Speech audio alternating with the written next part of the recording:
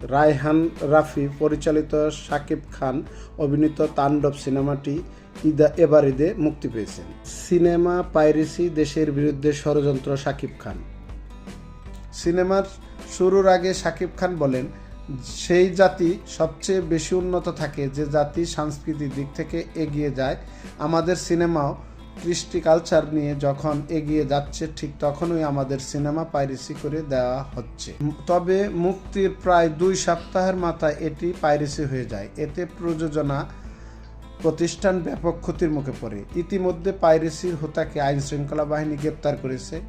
Piracy নিয়ে শাকিব খান দৃঢ় অবস্থান নিয়ে বলেছেন, বাংলা সিনেমা পুরো বিশ্বে ছড়িয়ে যাচ্ছে, সম্মানের সঙ্গে চলছে, সেই জায়গায় নষ্ট করে দিতে একটি কুচক্রী মহল উঠে পড়ে লেগেছে। যে সিনেমাটি ভালো চলছে সেটাকেই টার্গেট নিয়ে পাইরেসি করা হচ্ছে। আমি বলবো এটা শুধু সিনেমার বিরুদ্ধে ষড়যন্ত্র নয়, এটা দেশের বিরুদ্ধে ষড়যন্ত্র। গত রবিবার সন্ধ্যায় রাজধানীর সনি সিনেপ্লেক্সে তাণ্ডব বিশেষ প্রদর্শনী শাকিব কথা বলেন। এই দিন প্রেক্ষাগৃহে উপস্থিত হয়ে সবার সঙ্গে সিনেমাটি উপভোগ করেন।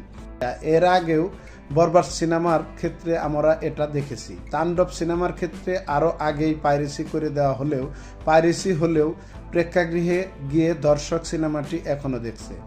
এজন্য দর্শক ও প্রশাসনকে ধন্যবাদ জানাই, কারণ পাইরেসি হওয়ার পরও তারা হলে গিয়ে সিনেমাটি দেখছেন। এখনও সিনেমাটি হাউসফুল যাচ্ছে। এটা দর্শকদের এক ধরনের সংগ্রাম। সিনেমা বাঁচাতে প্রত্যেকটি মানুষকে সোচ্চার হয়ে পাইরেসির বিরুদ্ধে দাঁড়াতে হবে।